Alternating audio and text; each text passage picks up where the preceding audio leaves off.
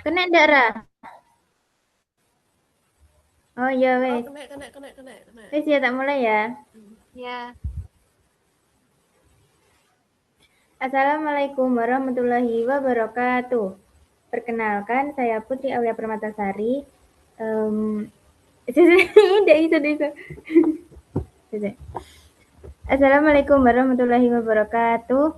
Perkenalkan, saya Putri Aulia Permatasari dari kelas 2A, Prodi Informatika dengan NPM 25116162016 di semester 2 ini.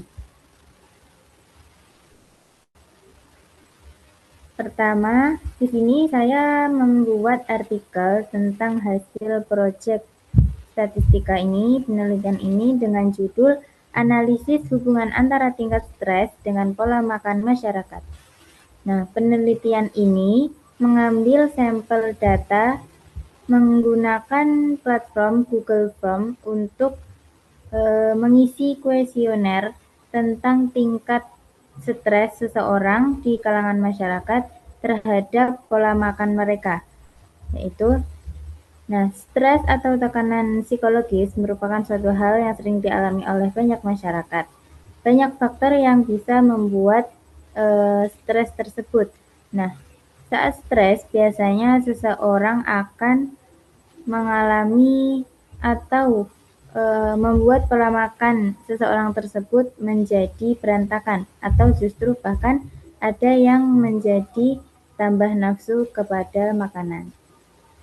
Nah, penelitian ini eh, memperoleh 36 responden dengan penelitian ini memperoleh 36 responden dengan hasil yang berbeda-beda.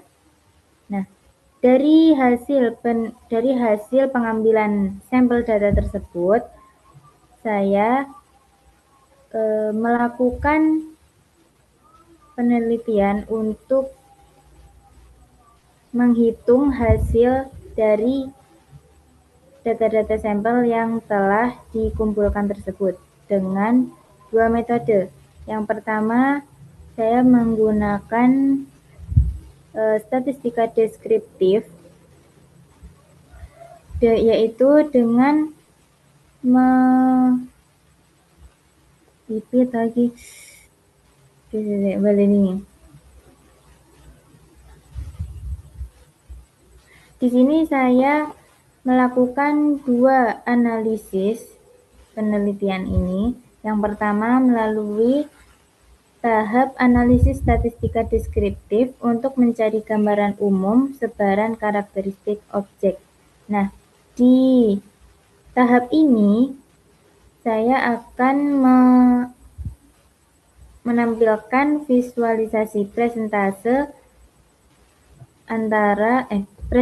frekuensi dengan bentuk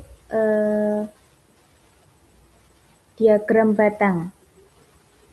Nah, di diagram batang ini terlihat jelas perbedaan masyarakat yang mengalami tingkat stres 1, yaitu tingkat stres yang sering merasa tertekan, pusing, dan cemas dengan persentase 78,4%. Dan kedua, tingkat stres yaitu yang sering merasa tenang, santai, dan bahagia dengan persentase 24,3%. Kemudian yang kedua, dari prosedur analisis ini ada tahap analisis statistika deskriptif, yaitu untuk mencari gambaran umum sebaran karakteristik objek. Nah, analisis ini saya lakukan untuk menampilkan nilai presentase distribusi frekuensi kelompok stres menggunakan software SPSS. Nah, di sini saya menggunakan metode uji T 2 sampel independent variance homogen dengan rumus sebagai berikut.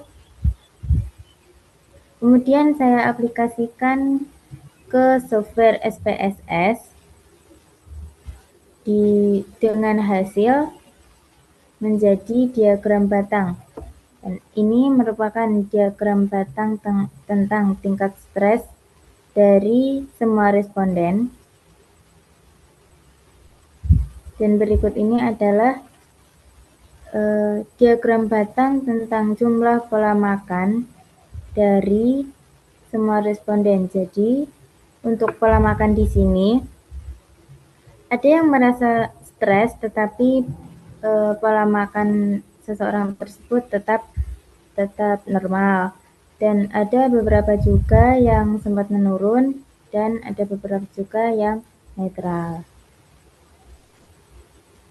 Nah, kemudian dari perhitungan di SPSS juga dapat terlihat untuk hasil uji T 2 sampel independen varians homogen. Di sini hasilnya adalah 1,117 dengan alfa 0,05 dan hasilnya di sini adalah 0,272. Nah, karena hasilnya menunjukkan nilai sig sebesar 0,272, maka di sini menunjukkan tidak ada perbedaan signifikan pada variabel jumlah pola makan di antara dua kelompok sampel tingkat stres yang diteliti.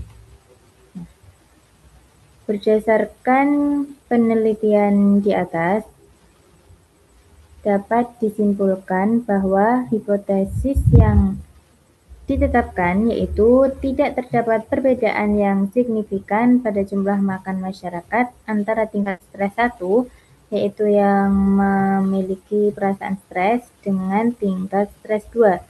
Hal ini menunjukkan bahwa kedua kelompok sampel memiliki kecenderungan yang sama atau hampir setara dalam hal pola makan responden.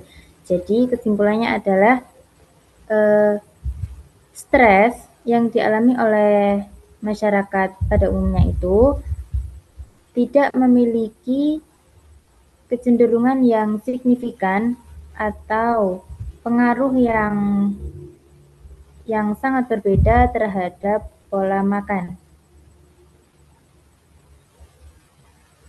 Demikian artikel yang saya tulis ini.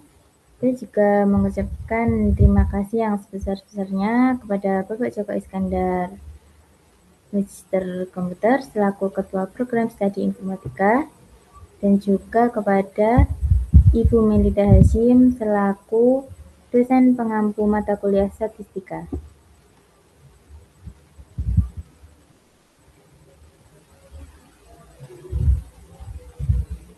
Kemudian dari